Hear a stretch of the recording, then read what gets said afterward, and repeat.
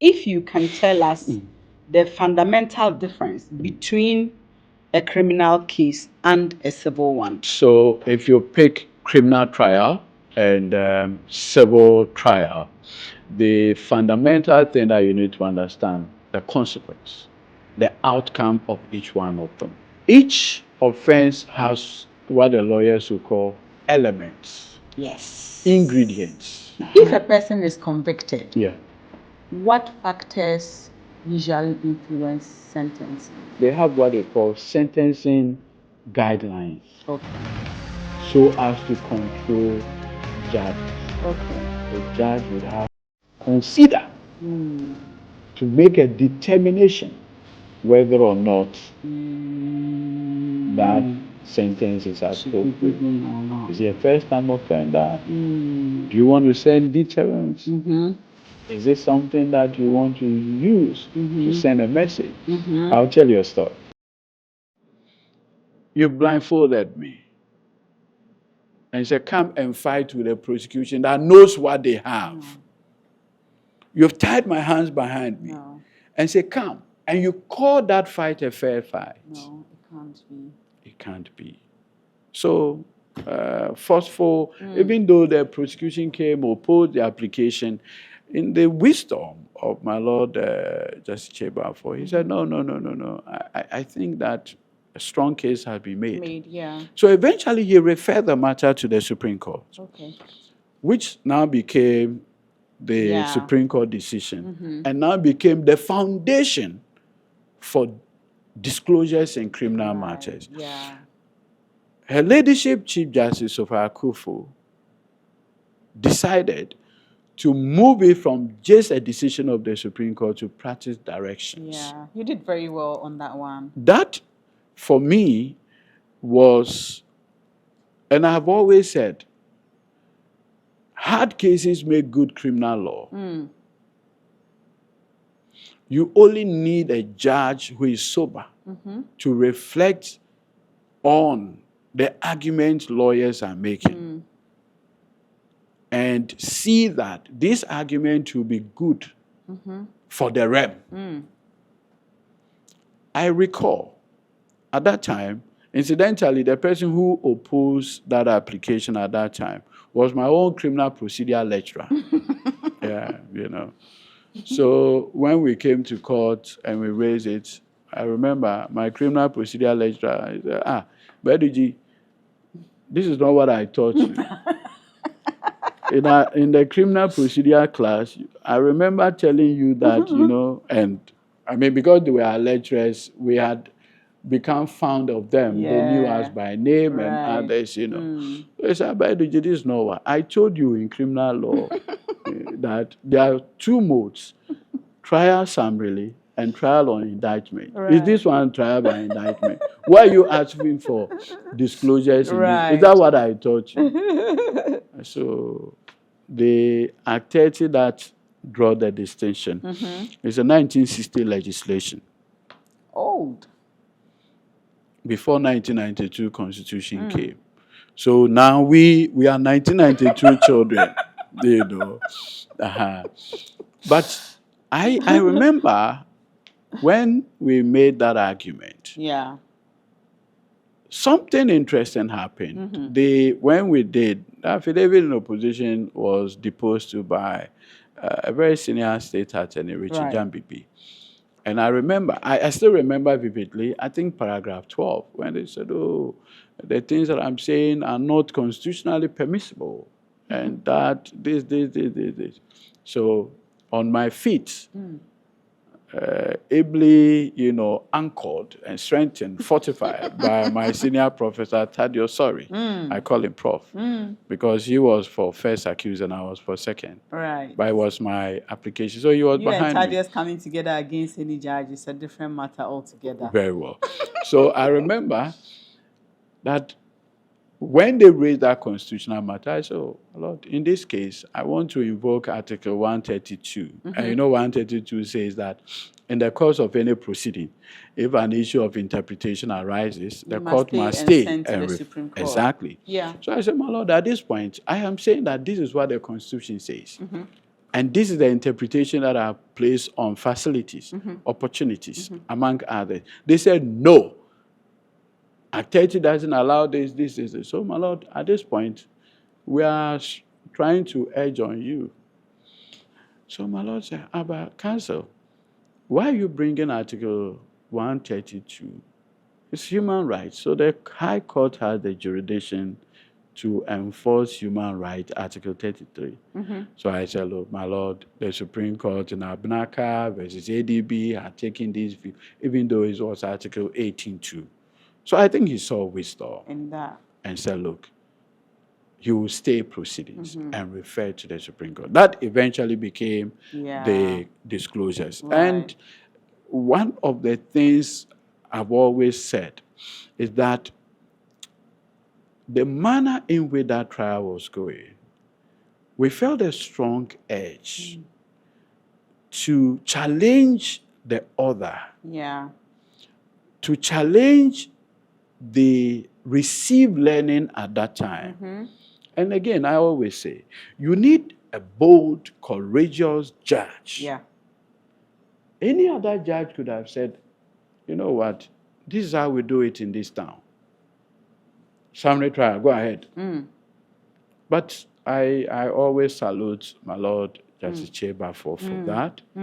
He looked at it carefully and saw that, that decision to refer our application and the things that we're asking for to the Supreme Court has today completely changed criminal trial in Ghana. Right. Until then, it was not Like that. Wow. Judges could decide whether to do it or not to. But now the Supreme Court has given an authoritative decision. Yeah. And that is what it is. It is the law now. It is the law. You've expanded the frontiers of the law. So usually you need a very bold, courageous judge who possibly is looking beyond the matter that is before him, but also looking to expand the frontiers relative to either protection offered for accused person or sometimes even a protection offered. And look, one of the things that he said when the application was strongly opposed, maybe vehemently opposed by the prosecution, was that, look, he said, this disclosure doesn't only benefit the accused. Prosecution, if you discover and you disclose sufficient evidence to an accused person, the accused person can look at the quality of the evidence and say, I'm guilty. I'm guilty. I can defend this. It saves prosecution time. It saves the Republic's time. It saves money. Wow. And so don't look at disclosure only from the point of the accused. It could also be beneficial to you, the prosecution. And lo and behold, it happened. And today, anytime subsequently I go to the district court, circuit court, and they say disclosures, and they mention the case, I look. You feel very proud. Absolutely. Yeah, being the architect of this. Quite, I think I was barely 4 years or 5 years at the bar at the time. Wow. And we're going against our lecturers. Two of my criminal law lecturers. It was a great opportunity for you. Two of my criminal law lecturers were on that side. So myself, my colleague Randolph, Juan and co. No. We need to, challenge this thing. It was just one Sunday that we just met and said, look, the way this thing is going, we needed to. But in all of this, let me say this quickly. The judge in question appreciated. Later on, what you... Even now, at that time, he appreciated the need, the soundness in the argument. Right. The others that would treat it in a very cavalier manner. Which is unfortunate, because, what do you want? Yeah. I mean, there's a trial. Come, you are just, no. So let me say that it's always good when you have a judge, progressive-minded. Yeah. And Very bold. I mean, the Lord Dennis and co. just didn't become Lord Dennis for the sake of Lord Dennis. He was something You else. know, Yeah. look, my Lord Justice Taylor and co. were granting bail in murder cases in the 1970s. Wow. Yes, even in the 1970s. Right. What later on we were fighting as non-bailable offenses. In the 1970s, those courageous judges were even granting bail. When they see, yes, it's a murder case, but it has been on reasonable delay, they'll proceed to grant bail. Until late 2000s, post-2000s, that we're still contemplating on bailable offenses and non-bailable offenses. And so, and let me say this. I mean, if you look at the Martin Kwebu decisions, the lives of Justice Doche and co., the manner in which they structured the rules on bail, they have left indelible marks. They have. Indelible marks. They have. And these things, the protection of it is to all of us. It is. It's to everybody. Yeah. And I always make this point. As for criminal accusation, it can happen to anybody. Anyone at all. Look, you can be driving, and out of anything, you can cross the red light. You are an accused. Yep. They are looking for you. They can use that and then decide that they are keeping you. At that point, you have become an accused person. Right. Sometimes, and you know, traffic offenses are almost like strict liability offenses. Yeah. You've crossed the red light. You've crossed. That's it. It matters not your reason. You have been caught. Yes. So, I've always maintained that this work that we do, the best people to protect right of accused person is always a solid work between lawyers and judges. The bench. And prosecutors as well. Sometimes the ability by a prosecutor to say that, no, this one is for all of us is always useful. Yeah. Beautiful. I like that digression, because it's also very important to let our listeners and viewers understand sometimes the kind of situations that you can come across and how they can tend to bring a lot of, reputation to the bench and even the bar. No, and you see, like I always say, you need judges to make the good laws. Yeah. They are key players in the administration of criminal justice. If an accused will be protected, is the work of a judge. And sometimes you can have a very overzealous prosecutors. Yeah, they'll just throw all sorts of things in, and then an innocent person can end up where they should not be at. Absolutely. In fact, some go the extra strength, length of even withholding evidence. Yeah, that one is not proper. So some of these things, you need a judge to be alert and vigilant. Yep. To see through the schemes. And to sometimes be reasonable. Even the scheme comes from defense attorneys. Yeah. They would want to use all sharp practice, maneuvering and all those things. But the judge should be in position. So they are very critical in the administration of criminal justice. Amazing. Leonard, why is the presumption of innocence so important? Why is it important? Why is it that when someone is arrested, there isn't an automatic, presumption of guilt? Why do we have to? Because you see, time without number. Yeah. Accusations are made. Now, when those accusations are placed under cross-examination, the nature of those accusations begins to crumble. In fact, there is a case where I think a teacher was accused of defilement. Now, when the accusation came, the victim, the judge inferred the penile penetration, blah, blah, blah, on the basis of pregnancy. And said, because the victim was pregnant, it means that there was penetration by the accused person. Yeah. So, and convicted him, lengthy sentence. Now, this victim now gives birth. Yeah. DNA. The man is in prison. So the trial has concluded. On appeal, the lawyer said, no, we think we have found fresh evidence. Oh, no. Judge, please order for DNA.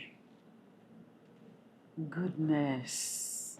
So initially, the victim was hesitant for the DNA to be conducted. Obviously, an order from a court, Supreme Court for that matter, if you fail to comply, you are basically in contempt. Contempt, yeah. So they obliged. They went to now prisoner, convict, took samples, conducted a DNA. He was not the father. And in turn negative.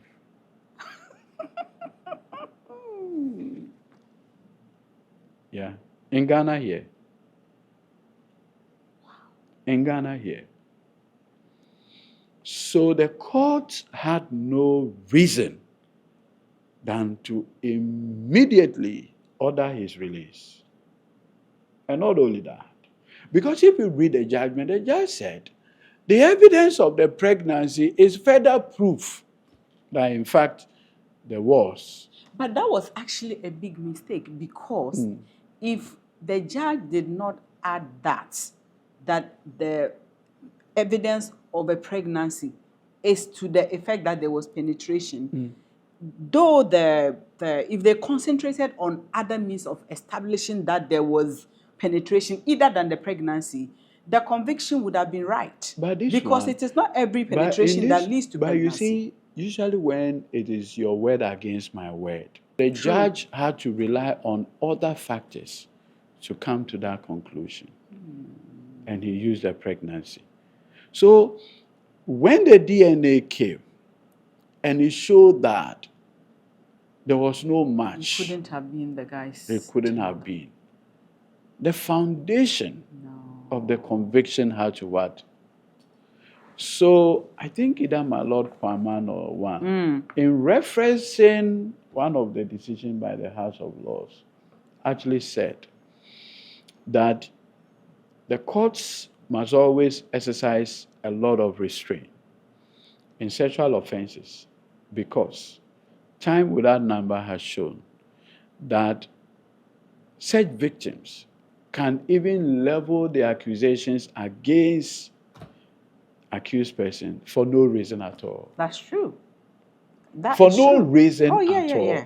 And so they actually said judges who I brought this, case for you to appreciate why the presumption of innocence is fundamental. Right. Right, I get it. Wow. Imagine this person was killed on the accusation. How are you bringing his life back? No, I mean, that would be impossible. So having that presumption of innocence is what ultimately helps the prosecution to now bring their evidence, to now come and prove. And each of them, whatever testimony, whatever evidence, will be subject to cross-examination. It's good that you've mentioned evidence. In the courtroom, how is evidence presented and challenged? So remember that usually it takes almost a year to do law of evidence. So we'll try and, in a few minutes. Summarize. Yes, summarize it. So principally, like I said, the courts usually are concerned with evidence that is relevant. Does the evidence have any material connection with the accusation? 2, the nature of the evidence. Is it hearsay? Are you saying what you witnessed? Let me use the account word. Or see the yehu and you didn't dance. If you have not seen it, you can't call yourself a witness. But typically, per our evidence rule, you can either be a witness of fact or an expert witness. When you say you are a witness of fact, it means that you have participated in a transaction that is leading to... You have personal knowledge. You saw it. So there's a charge of stealing. I saw Kwejo when he jumped the wall. That's what you have seen. You are testifying to that. So the lawyer will also come and ask, okay, it's true, you saw Kwejo jump the wall. Did you see him take anything out? That would all be. So the witness of fact will come to the court and say, oh, this is what I've seen. This is what I participated in. I was there when I saw him carrying the items, the plantain. He brought it to the market. And we're all wondering that Kwejo had never farmed plantain before. You know, Kwejo, we know him to be a hunter. The hunting expedition, he comes with grass cutter, he comes with antelope. But today he came with a goat. No long, Openi Kwejo reported a missing goat. He brought the goat, but this time killed. But we saw the goat. So, that's what I've seen. Witness of fact. Then the prosecution can also present a witness who has expertise. I'll give you a classic example. Many years ago, there was this Republic versus Kwabena Meni, alias Tagore. 2007-2008, thereabouts. It had to do with an audio recording. So what did the prosecution do? The prosecution said, well, audio. So they went outside the country, brought a forensic expert who is good with linguistics and others, who came and analyzed the audio recording and said, this is the voice of Hamida. This is Hamida's voice. Nothing more, nothing, Done. That's an expert. In the conversation on the audio, the parties or the participants are heard using like account word, enema, this. So the prosecution went for Professor Kofi Ajikum, linguistics department, expert witness, to come and give a linguistic translation of Niema. Because Niema in account could mean goods. Could mean a thing. So you need to come within the context of that conversation. Niema means what? Cocaine, what is it? So defense attorneys will also, but Niema could mean anything. So can a judge reasonably say the mere mentioning of the word Niema means? That would not be a reasonable inference. So that's just by way of how evidence. Now, it's when presented. you have it, you come to court. Now, today you have to disclose ahead of the offering.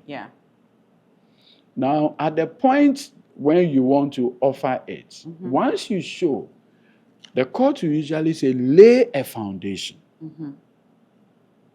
So whoever, through whom you want to offer, you lay foundation for that piece of evidence. You lay foundation. And then you present it. Then you present it. Now, prior to presentation, the judge will ask you to show that evidence, piece of evidence or whatever, to the defense lawyers. So the defense lawyers will look at it and say, you know what? Then we are not going to allow this evidence in. One, it is irrelevant. Yep. This is a charge of stealing of mobile phone. You brought television into the courtroom. To do what? To do what? They can say, oh, no, the television, we want to show CCTV camera, the footage. Yep. That's why. So material. Or they can say, okay, yes, it's true that it is stealing of mobile phone, but we have recorded how he entered and did everything on, and it's on a pen drive. That is why we are bringing it. Yeah, so lawyers will raise all kinds of arguments. Right. Then the judge will now look at it based on the law and say, this is relevant, this is admissible, and I'm admitting it. Beautifully said. Can social media posts, WhatsApp messages, or digital evidence be used in court? Absolutely. The Electronic Transaction Act right. allows for the admission of electronic devices. It allows. It allows for the admission of things found on electronic devices. WhatsApp chats, WhatsApp messages. So today, almost all the investigative bodies have the mechanism to extract.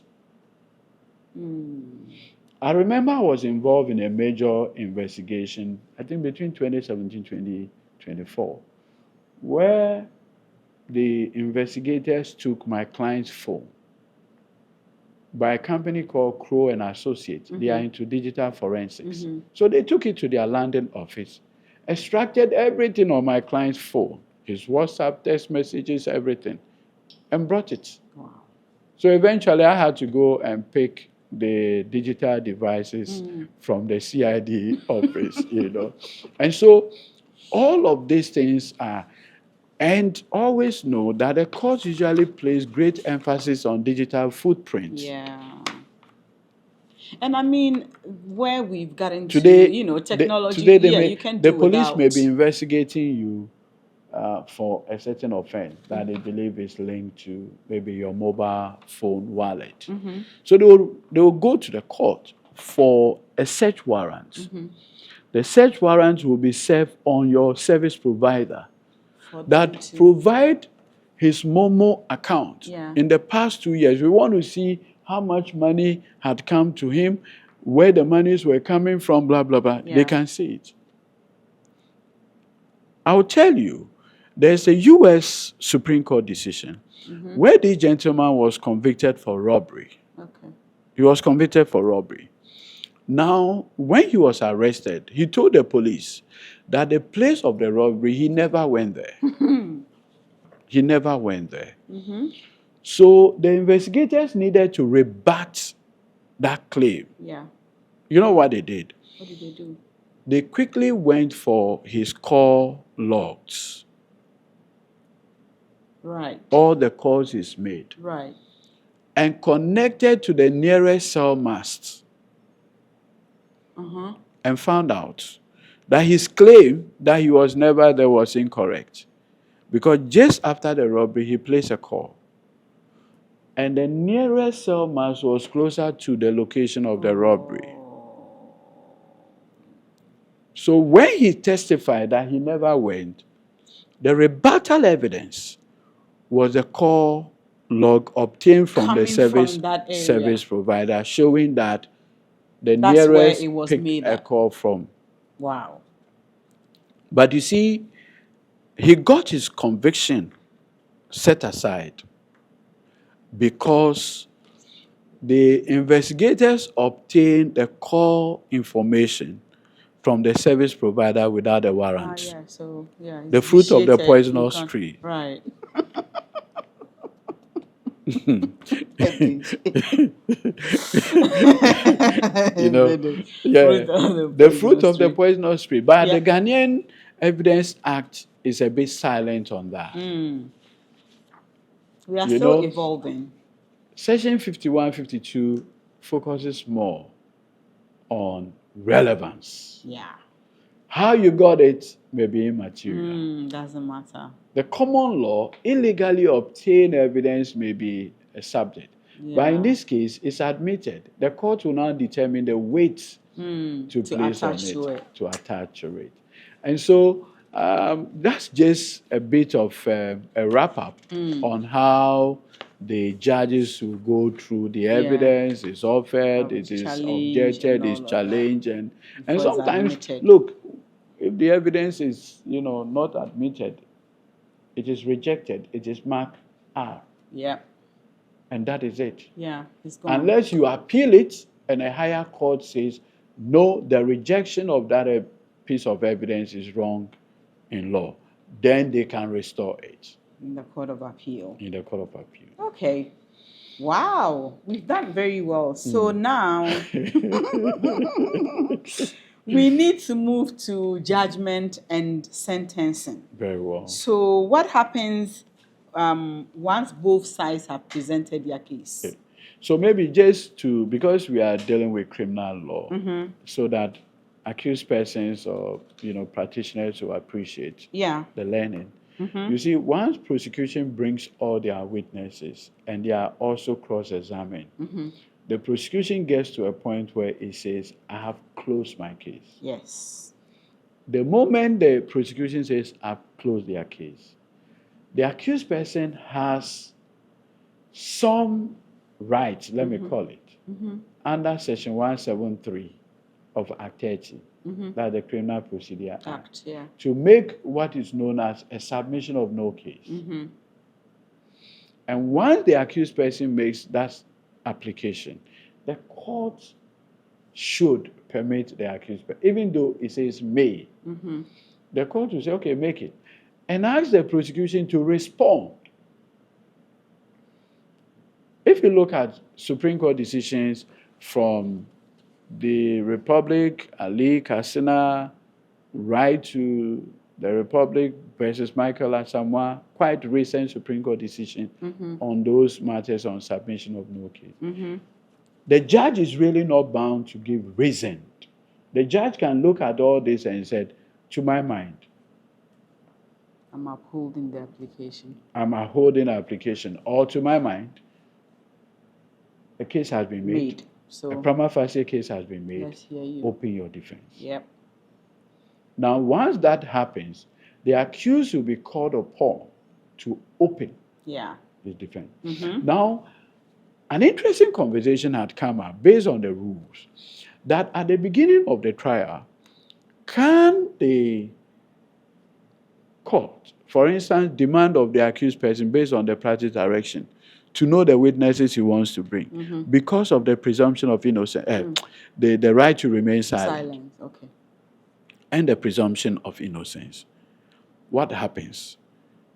Should an accused person present all the parties he's likely to bring to court and all of those things proud to? What if a no case is upheld?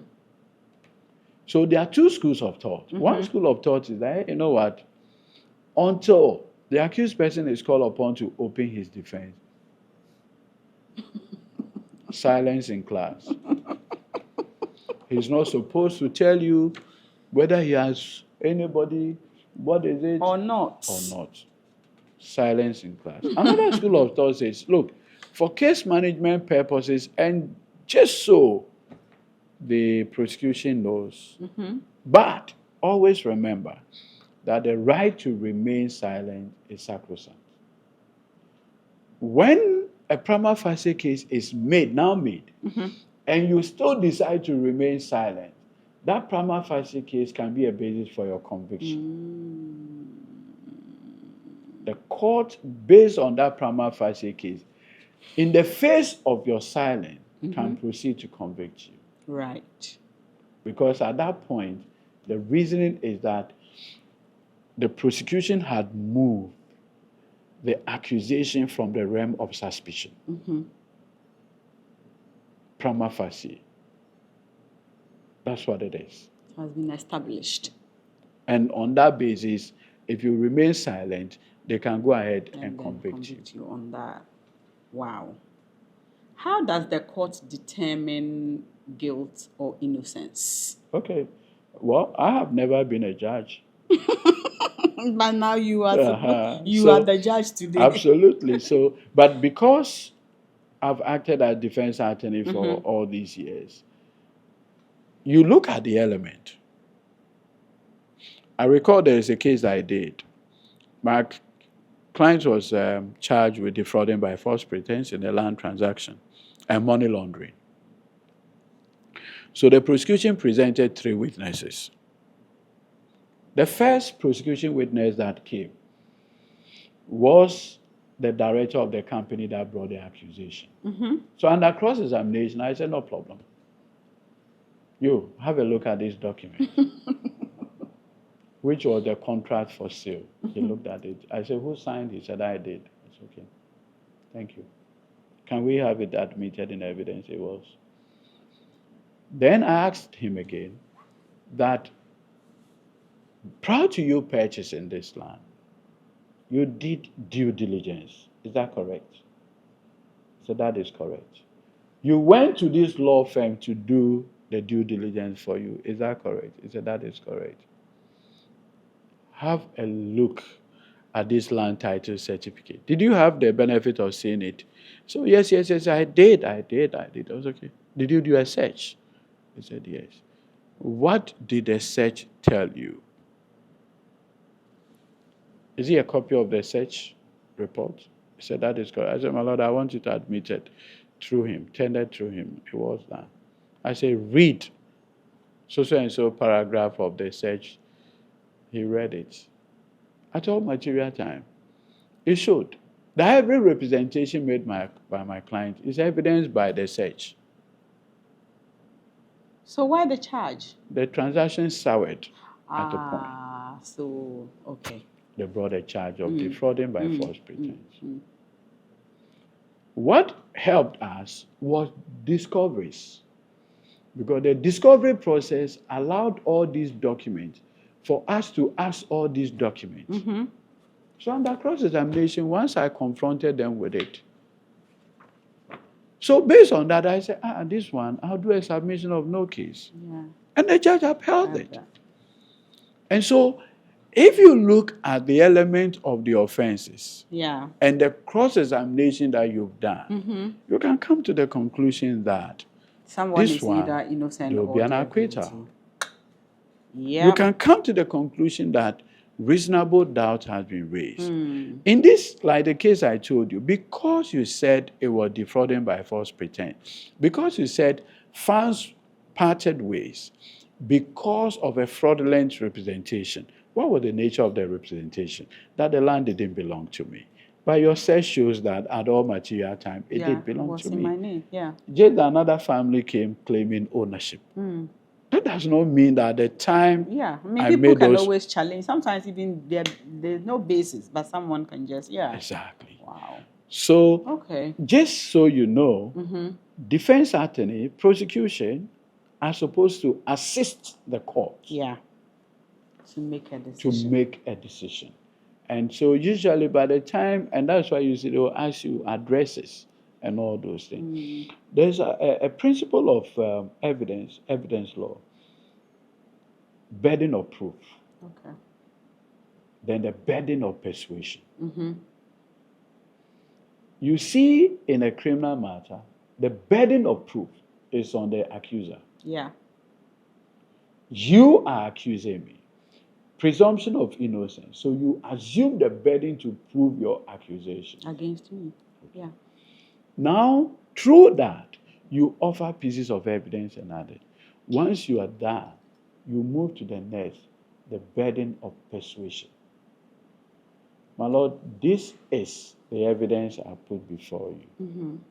I'm persuading you to look at it this way. And if you look at it this way, you see that this evidence proves stealing. You have to discharge both and sometimes simultaneously. But what you should know always, unlike civil matter, you assume respective burdens. And sometimes the burdens keep shifting. Yeah. If it's civil, like in an action for declaration of title, I say this land belongs to me. You counterclaim. The counterclaim becomes fresh action.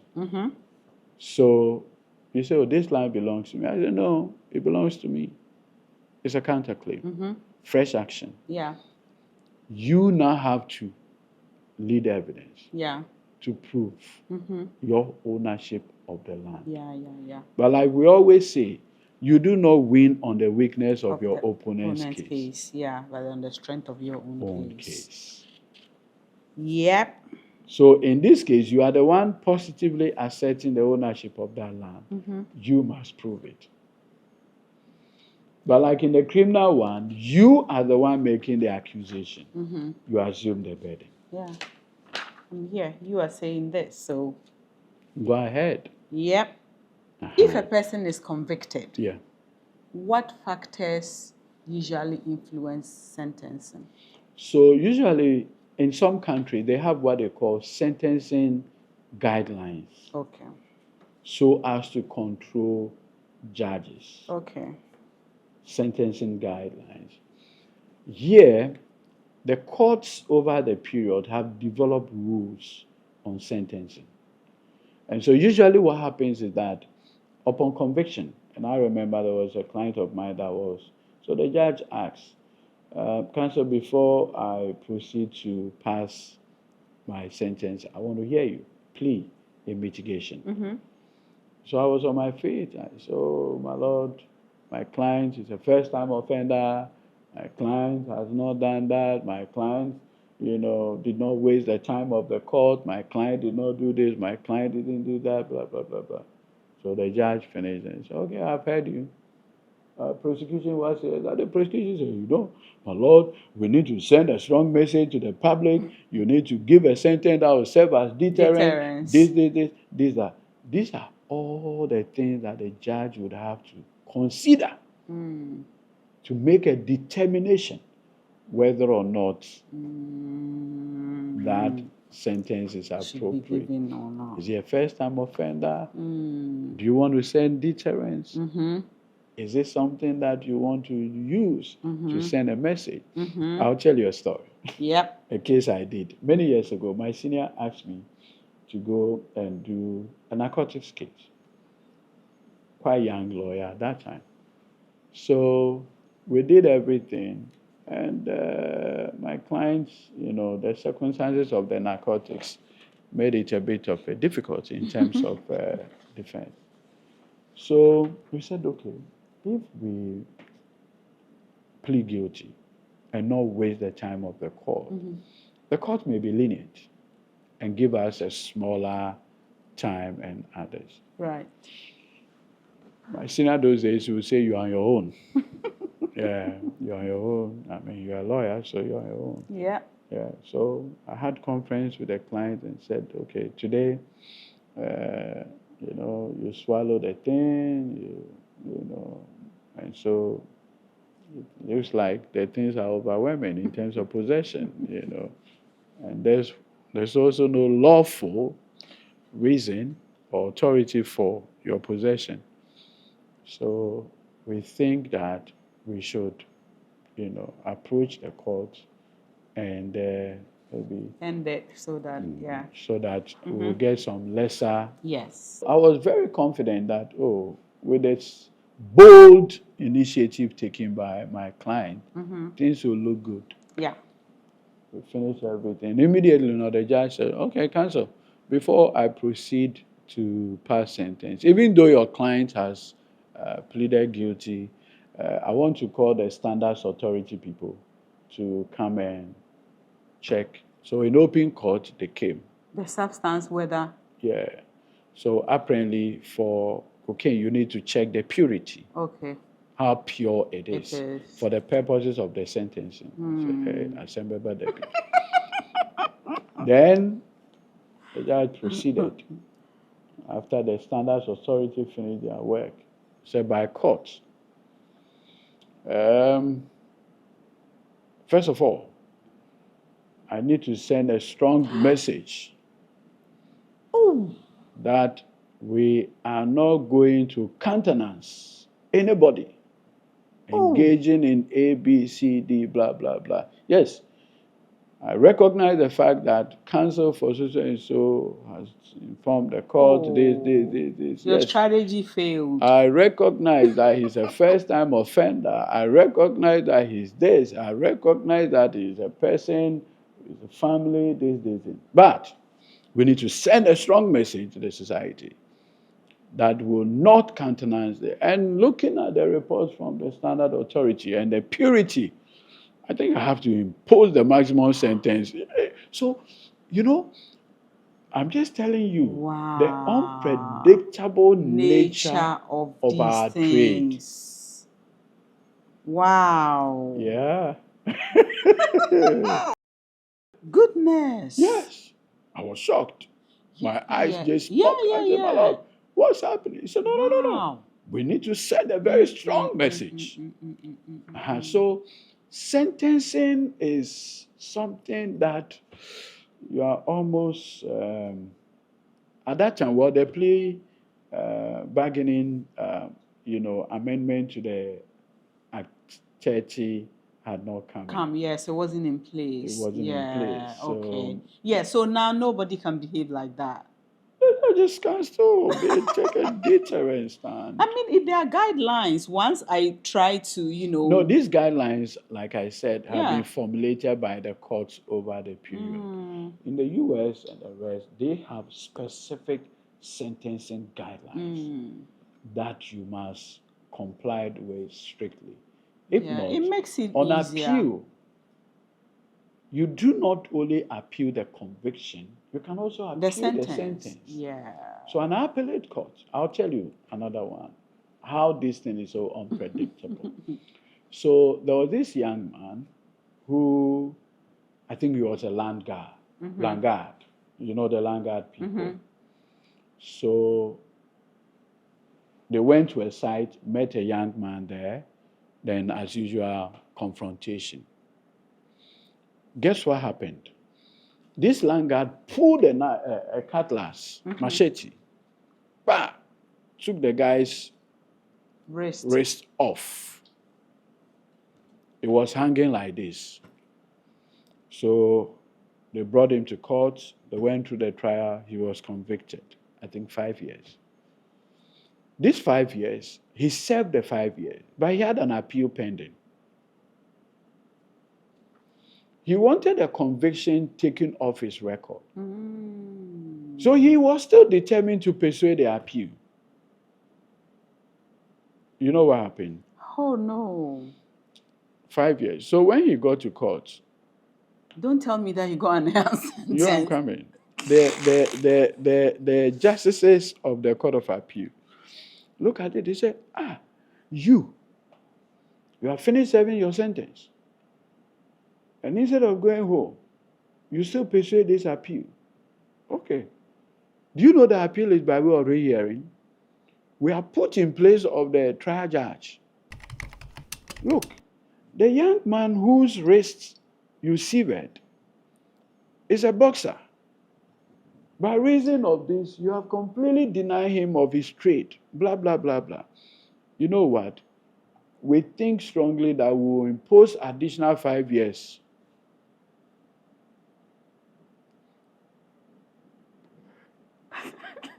Why are you laughing? That didn't happen. What? He has served his sentence. Oh. He collapsed in court. He was just seeking to, quash the conviction and then become a clean man. He fell in court. They have to Monsan No. Yes. Yes. At the Court of Appeal. The unpredictable nature of these things. Human our beings. Trade is sentencing is a whole skills. It's a whole skills. Yeah. And sometimes, like I used to do when when I go to courts, and sometimes people come unrepresented, and after they are sentenced, I remember there was a case stealing houseboy, he has stolen, Yeah. Then as a so friend of the a court, friend of you the helped court, I them. was on my feet, Yeah. I made a few prayers, and the judge, I think, the late Justice Elena Moa, at that time she was at the circuit court, she was extremely magnanimous, said the family should kind of restitution, and subsequently he actually only imposed a fine, not custodian, because I told her that the prisons are already congested. He's a very young man. If he goes to the prisons, he come back and become worse off to the society. And I mean, she listened, and So it's a quite an unpredictable. Yeah. It can be a landmine. Yeah. Right. Leonard, we are nearly at the end of things. But does a criminal conviction always result in imprisonment? No. Okay. So you can be convicted, and non-custodian sentence can be imposed. Okay. So it can be a fine. Okay.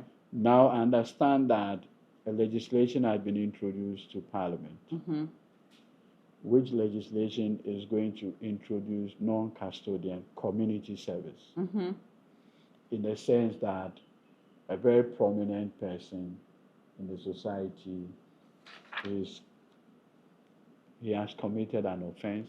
Instead of going to prison, you ask him to undertake community service. Every morning you'll be seen sweeping, at least that will be taking embarrassment enough. And exactly.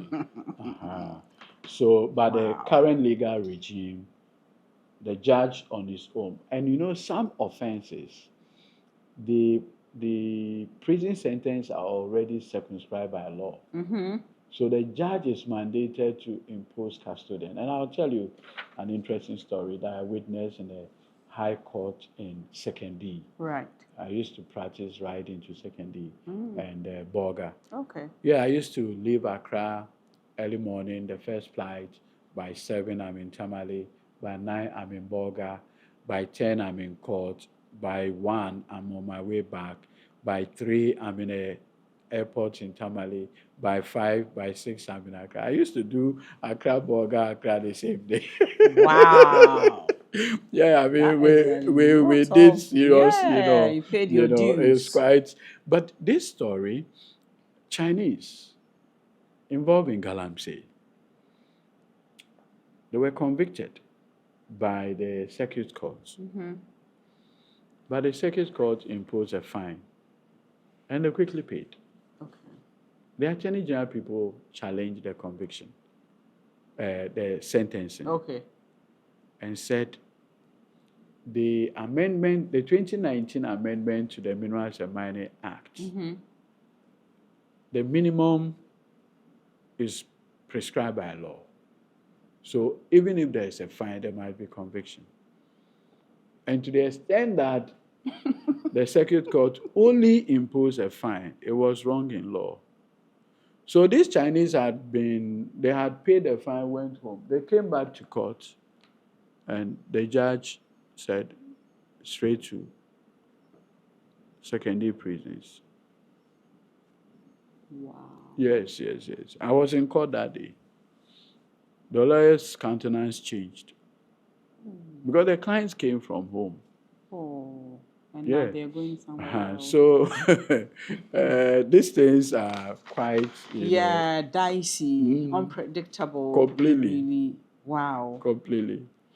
So we've come to the end of a trial. Sharp. From whether a complaint is made or someone sees you committing a crime, citizen arrest is effected, all the way through to sentencing. Now what we need to do, Leonard, you need to come back for us to have another conversation on the appeal process. Very well. And how at it the works. Right time, we'll do at the right appeal, time, yes. criminal But appeal. before you go, now I would just ask you some ethical questions.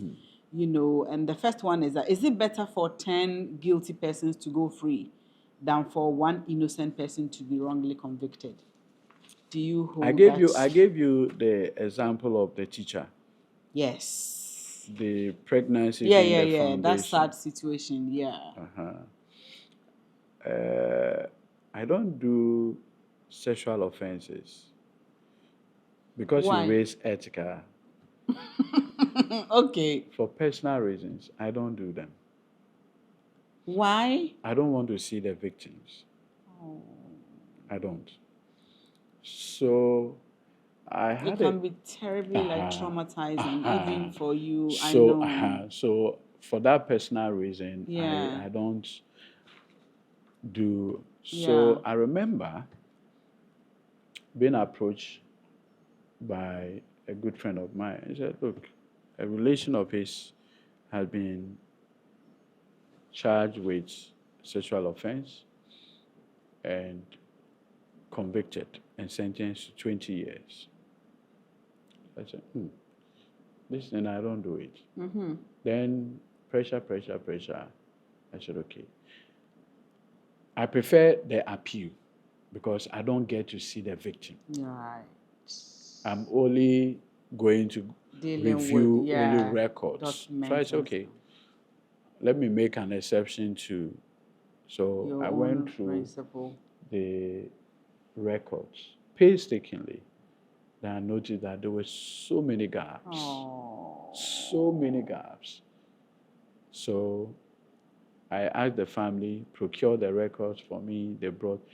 I wrote a letter to them and gave it to them to go to the registry of that court, obtain the records. It came, I sat down, witness, their testimony, and the accused now convict did a cross-examination himself.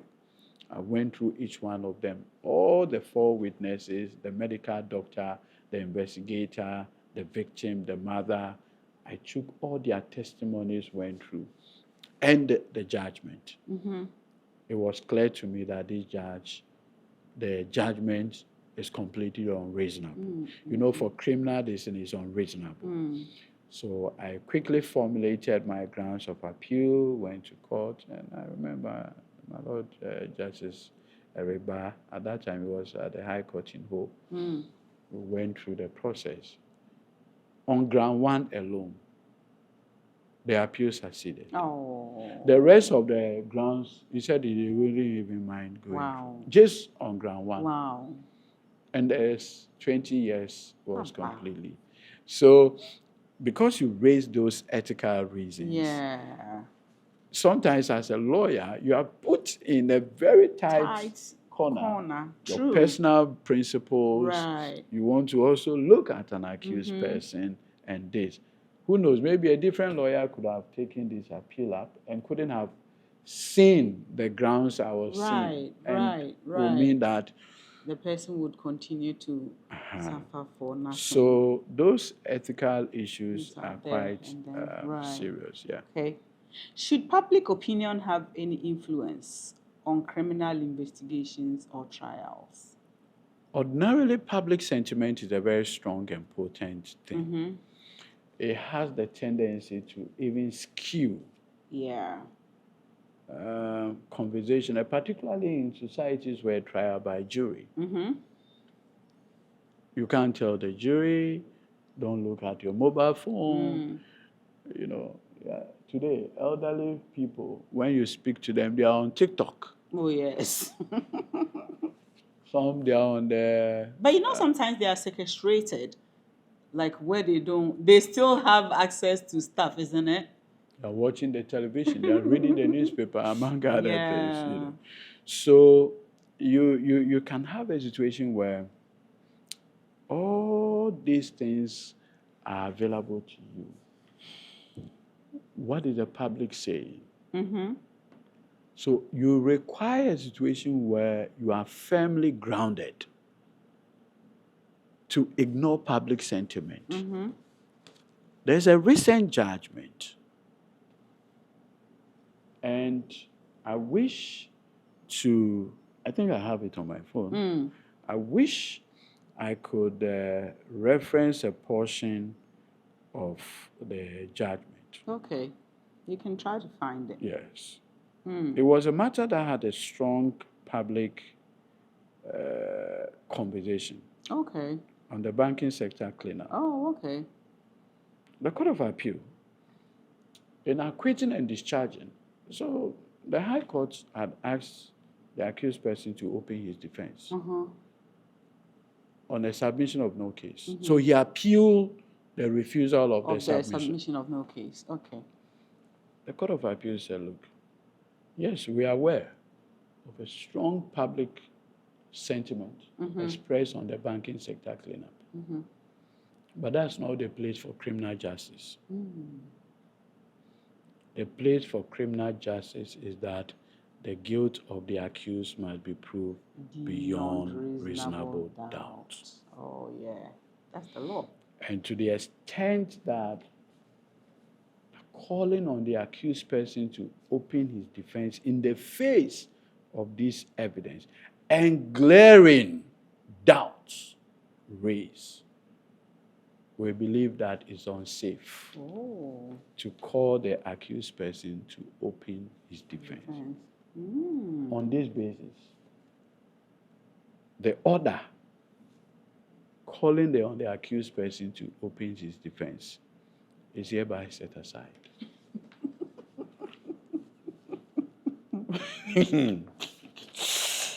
Interesting. Yes. Yeah. Yes.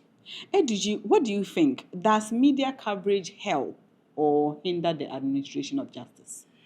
It plays two ways. Okay. But ultimately, what's important is that the judge in question must be strong enough not to be swayed by the accusations that will be made. The judge in question must be strong, courageous, bold enough to be able to say that, hey, you know what? No. You see, cross-examination is a special skill. In fact, one of the most important thing known to criminal justice or law is the tool of cross-examination. Because oftentimes, once the cross-examination happens, that is what the sieving mechanism is. It begins to expose the loopholes, the glaring loopholes. In fact, I want to just read the preface of the judgment. My lords, this interlocutory appeal reminds me of the weight of my judicial oath to do justice without fear or favor and uphold the 1992 Constitution and the laws of this country. This appeal confronts a pivotal question of modern corporate criminality. Can a chief executive who directs transactions wholly within the corporate structure be required to answer criminal charges when the prosecution has not demonstrated that any of the transfer of funds breached an internal mandate, lacked board consent, or actuate or animated by dishonest intent? Then the court proceeded. You understand? So you can see a judge starting first by telling you, my judicial oath is to do justice without fear or favor. And I'm going to do just that. So some of these things are very, very, very important. And if you read the entirety of the judgment, the judge concluded by going back to William Shakespeare and the rest and said, look, as far as my judicial oath is concerned, my responsibility is nothing but to do justice. And to the extent that the prosecution failed to prove an essential element of the offense, he will not hesitate at all. Let me see the conclusion. You know what you said about the importance of cross-examination, and the fact that is a skill, and if it is, used properly, you can either lose or win. You know, there's some. So look at the epilogue. Okay. This court is not blind to the anxious gaze of a public still nursing wounds from the banking sector purgation of 2018. Yet, as Sir William Blackstone reminded us in his commentaries on the Laws of England, 1765, Volume 1, page 70, the task of the court is to protect and maintain the perfection of reason, not to amplify the momentary clamor of the marketplace. Such fidelity to principle demands, in the words of Benjamin Cardozo, that judges remain conscious of the great ties and the currents which engulf the rest of men, yet hold fast to the inward grace of dispassion. When proof falters, conscience and precedent alike compel acquittal. When proof stands firm, the gavel must fall, though the heavens disapprove. The arc of adjudication, echoing Oliver Wendell Holmes' genial observation that the life of the law has never been logic, but has been experience. It bends towards coherence with principle, not popularity. Mindful, therefore, that the public interest yet obedient to the constitutional command that guilt must be established by credible evidence. The court now pronounces according to the law, not sentiment, and leaves questions of policy to those whom the people of Ghana, by constitution, has entrusted with that mandate. So it is not the place of the court to enter into policy formulation. So I just brought this thing out. To emphasize underscore the challenge and the difficulty that sometimes the court are faced with. Right. When public opinion is strong. Okay. Beautiful. So I was, saying that with regards to what you said about cross-examination, how important it is, for lawyers to be skilled at that, to put up, to either destroy somebody's case or to put across your own defense in a good way. Rudy Narayan, I think, there's some writer, who said that there's no hiding place for a barrister who fumbles and mumbles his way through cross-examination. That, if you tend to be like that, then the only place for you is to be a carpenter. Pure where the only weapon you require is a cutlass. So something like that. Because you see, there's no better skill set that a trial lawyer should have than the skill set of cross-examination. Yeah. Cross-examination. Yeah. It does so much magic. Yeah. It's the magic wand. Yeah. That's where you can. Because once you put the person on the stand, and Professor Kumado used to say, so when he goes to court and the people say, I want to swear by the Bible or Quran, then he becomes apprehensive. He said, this person is about to lie. He prefers when the person says, on my honor. Yep. Affirmation. I want to. Then you know that. This person, Right.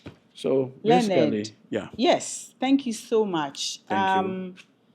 We are going to now go through like a fun part of the podcast where Okay. we're looking at myth or fact. So there are statements that I would ask you whether you think they are a myth or a fact. Okay. And the first one is that an arrest means a person is guilty. Is that a myth or is it a fact? Myth. Bail means the court believes the accused is innocent. You which? And then you see. You can be granted bail and as minute you go in. So it's a myth, isn't it? Big myth. A person must prove their innocence in a criminal trial. Nope. This is not the Spanish Inquisition.